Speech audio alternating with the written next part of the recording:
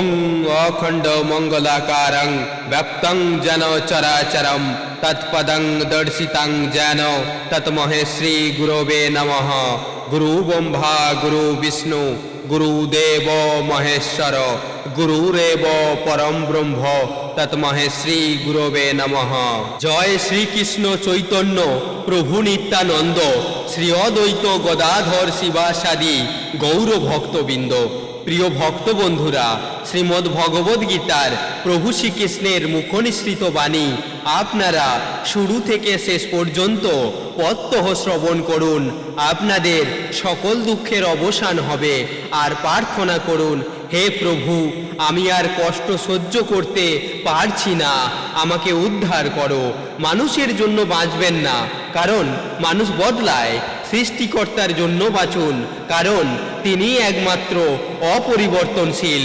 ভগবান শ্রীকৃষ্ণ বলেন, যে তোমার হৃদয় ভেঙে দেয় তাকে কখনো দোষ দিও না, বরং তার প্রতি কৃতজ্ঞ থাকো, কারণ সেই মানুষটা শিখিয়ে দিল কেন দরজাটা তোমার জন্য ছিল না। কখনো দুঃখ করো না, কারণ আমি সবসময় সেই পথই বন্ধ করি যেটা তোমাকে ভুল গন্তব্যে নিয়ে যেত। বিশ্বাস রাখো, তোমার জন্য আরো ভালো কিছু অপেক্ষা করছে। কেন কাঁদো? মনের মতো না হলে যা লেখা আছে তা হয়েই থাকবে। একটি পথ বন্ধ করার আগে ভগবান 10টি নতুন পথ খুলে দেন। গ্রীষ্মকালে পাতা শুকিয়ে যাওয়ার পরেও পাখিরা বাসা ছেড়ে চলে যায় না, কারণ তারাও জানে যে আবার বৃষ্টি আসবে এবং গাছে নতুন পাতা গজাবে। যা হয়ে গেছে তা ভুলে গিয়ে নতুন করে শুরু করো এবং মনে রাখো, যার কেউ নেই তার ভগবান আছেন। যখন তুমি একা হয়ে কাঁদো, মনে রাখো তোমার সেই চোখের জল আমি দেখছি। তুমি ভাবো কেউ তোমার দুঃখ বোঝে না, কিন্তু আমি তোমার হৃদয়ের প্রতিটি ব্যথা অনুভব করি। তুমি শুধু বিশ্বাস রাখো আমার ওপর, কারণ ভক্তের কান্না কখনো বৃথা যায় না। সময় এলে আমি নিজেই তোমার অন্ধকার জীবনে আলো হয়ে আসব। আমার কাছে আত্মসমর্পণ করো, আমি তোমাকে রক্ষা করব। ভবিষ্যৎ নিয়ে দুশ্চিন্তা করো না, ভয় পাবেন না। জীবনের প্রতিটি মোড়ে যিনি আপনাকে এই পর্যন্ত আগলে নিয়ে এসেছেন, তিনি আপনাকে মাঝপথে ছেড়ে দেবেন না। মনে রাখবেন, যিনি আপনার জন্য পথ তৈরি করেছেন, তিনি আপনাকে আপনার গন্তব্যে পৌঁছে দেবেন। দুশ্চিন্তা ছেড়ে শুধু নিজের কর্মটুকু করে যান আর চিরন্তন সত্যের উপর ভরসা রাখুন। শান্তি কোনো দামি বস্তুতে নেই, শান্তি আছে কেবল কৃষ্ণের চরণে। হে মাধব, আমায় সেই শান্তির স্বাদ দিও। হে ভগবান, জীবনটা বড় কঠিন হয়ে গেছে, একটু হাসি আর একটু শান্তির ভিক্ষা চাইছি তোমার কাছে। কেউ মূল্য দিক বা না দিক, তুমি সৎ কাজ করে যাও, কারণ তার প্রতিদান মানুষ তোমাকে দেবে না, দেবেন স্বয়ং ঈশ্বর। প্রিয় ভগবৎপ্রেমী ভক্ত বন্ধুরা, কথিত আছে যেই গৃহে প্রতিদিন প্রভু শ্রীকৃষ্ণের বাণী শ্রবণ করা হয় বা পাঠ করা হয়, সেই গৃহে ভগবান শ্রীকৃষ্ণের আগমন ঘটে। তাই আপনারা প্রতিদিন রাতে ঘুমোতে যাওয়ার আগে এবং সকালে ঘুম থেকে উঠে প্রভু শ্রীকৃষ্ণের মুখনিসৃত বাণী শ্রবণ করুন এবং আপনার প্রিয় 5 জন মানুষের কাছে তা পৌঁছে দিন, যাতে করে সকলেই শ্রী মধুসূদনের মুখনিসৃত বাণী শ্রবণ করার সৌভাগ্য অর্জন করেন। আসুন আমরা শুরু করব শ্রীমদ্ ভগবদ গীতার 2য় অধ্যায় সংখ্যাযোগের 1ম শ্লোক। সঞ্জয় বললেন, অর্জুনকে এভাবে করুণার্দ্র, ব্যাকুল ও অশ্রুসিক্ত দেখে মধুসূদন শ্রীকৃষ্ণ এই কথাগুলি বললেন। জাগতিক করুণা, শোক ও চোখের জল প্রকৃত সত্তা সম্বন্ধে অজ্ঞানতার বহিঃপ্রকাশ। শাশ্বত আত্মার জন্য করুণার অনুভবই আত্মোপলব্ধি। এই শ্লোকে মধুসূদন শব্দটি তাৎপর্যপূর্ণ। শ্রীকৃষ্ণ মধু নামক দৈত্যকে হত্যা করেছিলেন এবং এখন অর্জুন চাইছেন অজ্ঞতারূপ যে দৈত্য তাকে তার কর্তব্য কর্ম থেকে বিরত রেখেছে, তাকে ভগবান শ্রীকৃষ্ণ হত্যা করুক।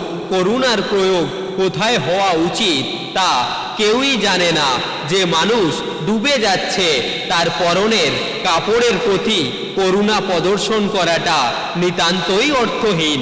তেমনি ভবসমুদ্রে পতিত মানুষের বাইরের আবরণ রূপ স্থূল জড়দেহটিকে উদ্ধার করলে তাকে রক্ষা করা হয় না, এই কথা যে জানে না এবং যে জড়দেহটির জন্য শোক করে তাকে বলা হয় শূদ্র বা অনর্থক, শোকাতুর। অর্জুন ছিলেন ক্ষত্রিয়, তাই তার কাছ থেকে এই ধরনের আচরণ ছিল আশাতীত। কিন্তু ভগবান শ্রীকৃষ্ণ অজ্ঞ মানুষের শোককে দূরীভূত করতে পারেন এবং এই উদ্দেশ্যই ভগবদ্গীতা তার দ্বারা গীতা হয়েছে। এই অধ্যায়ে জড়দেহ ও চেতনাত্মার সম্বন্ধে আত্মতত্ত্ব উপলব্ধির বিষয়ে পুঙ্খানুপুঙ্খ বিশ্লেষণের মাধ্যমে উপদেশ প্রদান করা হয়েছে, যা পরম নিয়ন্তা ভগবান শ্রীকৃষ্ণ বিশদভাবে আলোচনা করেছেন। কর্মফলে নিরাসক্তি এবং আত্মতত্ত্বে প্রতিষ্ঠিত হলেই এই উপলব্ধি লাভ করা সম্ভব। পরমেশ্বর ভগবান বললেন, প্রিয় অর্জুন, এই ঘোর সংকটকালে অনার্যের মতো এই সমস্ত কলুষতা কিভাবে তোমার মধ্যে এলো? জীবনে মূল্যবোধ সম্বন্ধে জ্ঞাত মানুষের পক্ষে এ সমস্ত একদমই শোভনীয় নয়। তা তোমাকে ঊর্ধ্বলোকে উন্নীত করবে না, পক্ষান্তরে অপযশ প্রদান করবে। শ্রীকৃষ্ণ ও পরমেশ্বর ভগবান অভিন্ন, তাই সমগ্র ভগবদ্গীতায় শ্রীকৃষ্ণকে ভগবান বলে সম্বোধন করা হয়েছে। ভগবান হচ্ছেন পরম তত্ত্বের চরম সীমা। পরম তত্ত্ব উপলব্ধির তিনটি স্তর রয়েছে। ব্রহ্ম অর্থাৎ নির্বিশেষ সর্বব্যাপ্ত সত্তা, পরমাত্মা অর্থাৎ প্রতিটি জীবের হৃদয়ে বিরাজমান পরমেশ্বরের প্রকাশ, এবং ভগবান অর্থাৎ পরমেশ্বর ভগবান শ্রীকৃষ্ণ। পরম তত্ত্বের এই বিষয়টি শ্রীমদ্ ভগবতে এইভাবে ব্যাখ্যা করা হয়েছে, যা অদ্বয় জ্ঞান অর্থাৎ এক ও অদ্বিতীয় বাস্তব বস্তু। জ্ঞানীরা তাকেই পরমার্থ বলেন। সেই পরম তত্ত্ব ব্রহ্ম, পরমাত্মা ও ভগবান এই ত্রিবিধ সংজ্ঞায় অভিব্যক্ত হয়। এই তিনটি চিন্ময় প্রকাশ সূর্যের দৃষ্টান্তের মাধ্যমে বিশ্লেষণ করা যায়। সূর্যেরও তিনটি বিভিন্ন প্রকাশ রয়েছে, যেমন সূর্যরশ্মি, সূর্যগোলক ও সূর্যলোক।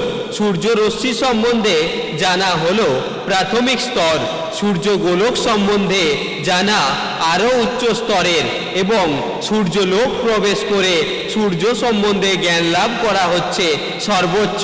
প্রাথমিক স্তরের শিক্ষার্থীরা সূর্য কিরণ সম্বন্ধে জেনেই সন্তুষ্ট থাকেন। তার সর্বব্যাপকতা এবং তার নির্বিশেষ রশ্মির ছটা সম্বন্ধে যে জ্ঞাত তাকে পরম তত্ত্বের ব্রহ্মোপলব্ধির সঙ্গে তুলনা করা যেতে পারে। আরও উন্নত স্তরের শিক্ষার্থীরা সূর্যগোলকের সম্বন্ধেও অবগত হতে পারেন, যে জ্ঞানকে পরম তত্ত্বের পরমাত্মা উপলব্ধির সঙ্গে তুলনা করা যেতে পারে। আর যে সমস্ত শিক্ষার্থীরা সূর্যলোকের অন্তঃস্থলে প্রবিষ্ট হয়েছেন তাদের জ্ঞান পরম তত্ত্বের সর্বোত্তম সবিশেষ রূপ সম্বন্ধে অবগত হওয়ার সঙ্গে তুলনা করা যেতে পারে। তাই ভক্তবৃন্দ বা যে সমস্ত পরমার্থবাদী পরম তত্ত্বে ভগবত স্বরূপ উপলব্ধি করতে পেরেছেন তারাই সর্বোচ্চ স্তরে অধিষ্ঠিত পরমার্থবাদী। যদিও সমস্ত পরমার্থবাদীরাই সেই একই পরম তত্ত্বের অনুসন্ধানে রত। সূর্যরশ্মি, সূর্যগোলক ও সূর্যলোক এই তিনটি একে অপরের থেকে পৃথক হতে পারে না, কিন্তু তবুও তিনটি বিভিন্ন স্তরের শিক্ষার্থীরা সমপর্যায়ভুক্ত নন। শ্রীল ব্যাসদেবের পিতা মহান তত্ত্বজ্ঞ পরাশর মুনি সংস্কৃত শব্দ ভগবান সম্বন্ধে বিশ্লেষণ করেছেন। সমগ্র ঐশ্বর্য, সমগ্র বীর্য, সমগ্র যশ, সমগ্র শ্রী, সমগ্র জ্ঞান ও সমগ্র বৈরাগ্য যার মধ্যে পূর্ণরূপে বর্তমান সেই পরম পুরুষই ভগবান। অনেক মানুষ রয়েছেন যারা অত্যন্ত ধনী, অত্যন্ত শক্তিশালী, অত্যন্ত সুন্দর, অত্যন্ত যশস্বী, অত্যন্ত জ্ঞানী ও অত্যন্ত অনাসক্ত, কিন্তু এমন কেউ নেই যিনি দাবি করতে পারেন সমগ্র ঐশ্বর্য, সমগ্র বীর্য আদি সব কিছুর ওপর তার পূর্ণ অধিকার রয়েছে। কেবল শ্রীকৃষ্ণই তা দাবি করতে পারেন, কারণ তিনি পরমেশ্বর ভগবান। কোনো জীবই, এমনকি ব্রহ্মা, শিব অথবা নারায়ণও শ্রীকৃষ্ণের মতো পূর্ণ ঐশ্বর্য সম্পন্ন হতে পারেন না। তাই ব্রহ্মা সংহিতাতে স্বয়ং ব্রহ্মা সিদ্ধান্ত করেছেন যে শ্রীকৃষ্ণই পরমেশ্বর ভগবান, কেউই তার সমকক্ষ নয় বা তার থেকে শ্রেষ্ঠ নয়। তিনিই আদিপুরুষ অথবা গোবিন্দ নামে পরিজ্ঞাত ভগবান এবং তিনি সর্বকারণের পরম কারণ। ঈশ্বর পরম কৃষ্ণ সচিদানন্দ বিগ্রহ অনাদির আদি গোবিন্দ সর্বকারণ কারণম। ভগবানের গুণাবলীর অধিকারী বহু পুরুষ আছেন, কিন্তু শ্রীকৃষ্ণ হচ্ছেন পরম পুরুষ, কারণ তার ঊর্ধ্বে আর কেউ নেই। তিনি পরমেশ্বর এবং তার শ্রী বিগ্রহ সচিদানন্দময়। তিনি অনাদির আদি পুরুষ গোবিন্দ এবং তিনি সর্বকারণের কারণ। ভগবতেও পরমেশ্বর ভগবানের অনেক অবতারের উল্লেখ আছে, কিন্তু সেখানেও শ্রীকৃষ্ণকে আদি পুরুষ ভগবান রূপে বর্ণনা করা হয়েছে, যার থেকে বহু বহু অবতার ও ঈশ্বর বিস্তার লাভ করেন। এতে চাংসকলা পুংস কৃষ্ণস্তু ভগবান স্বয়ং ইন্দ্রারি ব্যাকুলং লোকং মিলয়ন্তি যুগে যুগে। পূর্বে উল্লেখিত এই সমস্ত অবতারেরা ভগবানের অংশ অথবা তার অংশের অংশ বা কলা, কিন্তু শ্রীকৃষ্ণ স্বয়ং ভগবান। তাই শ্রীকৃষ্ণই আদি পুরুষ, পরমেশ্বর ভগবান, পরম তত্ত্ব, যিনি পরমাত্মা ও নির্বিশেষ ব্রহ্মের উৎস। ভগবানের সম্মুখে আত্মীয় স্বজনের জন্য অর্জুনের এই শোক অত্যন্ত অশোভনীয়। তাই ভগবান তার বিস্ময় প্রকাশ করেছেন কুত শব্দটির মাধ্যমে, অর্থাৎ কোথা থেকে এই ধরনের কুলসিত আচরণ একজন সুসভ্য আর্যের কাছ থেকে কখনোই আশা করা যায় না। আর্য শব্দটি তার জন্যই প্রযোজ্য যিনি জীবনের মূল্য বোঝেন এবং যার সংস্কৃতি আধ্যাত্ম উপলব্ধির ওপর প্রতিষ্ঠিত, যে সমস্ত মানুষ দেহতত্ত্ব বুদ্ধির দ্বারা পরিচালিত হয়। তারা জানে না জীবনে প্রকৃত উদ্দেশ্য পরম তত্ত্ব বিষ্ণু বা ভগবানকে উপলব্ধি করা। তারা জড়জগতের বহিরঙ্গা প্রকৃতির দ্বারা বিমোহিত, আর তাই তারা জানে না মুক্তি বলতে কি বোঝায়। জগতের বন্ধন থেকে মুক্ত হওয়ার জ্ঞান যাদের নেই তাদের বলা হয় অনার্য। যদিও অর্জুন ছিলেন ক্ষত্রিয়, তবুও যুদ্ধ করতে অস্বীকার করে তিনি তার স্বধর্ম থেকে বিচ্যুত হচ্ছিলেন। এই ধরনের কাপুরুষতা অনার্যের জন্যই মানানসই। কর্তব্য কর্ম থেকে এরকম বিচ্যুতি আধ্যাত্মিক জীবনের অগ্রসর হওয়ার পক্ষে সহায়ক নয়। এমনকি পার্থিব জগতেও কাউকে যশস্বী হওয়ার সুযোগ প্রদান করে না। আত্মীয় স্বজনের প্রতি অর্জুনের এই তথাকথিত সহানুভূতিকে ভগবান শ্রীকৃষ্ণ অনুমোদন করেননি। ভগবৎপ্রেমী ভক্ত বন্ধুরা, ভগবত তত্ত্ব অর্জনের জন্য শ্রীমদ্ ভগবদ্ গীতার আস্বাদন প্রত্যহ শ্রবণ করুন। এবং আপনি যদি আমাদের এই যিনি নারায়ণ তিনি জগন্নাথ চ্যানেলে নতুন হয়ে থাকেন, তাহলে অবশ্যই সাবস্ক্রাইব করুন এবং পাশে থাকা বেল আইকন ক্লিক করুন। কমেন্টে অবশ্যই জয় শ্রীকৃষ্ণ লিখুন।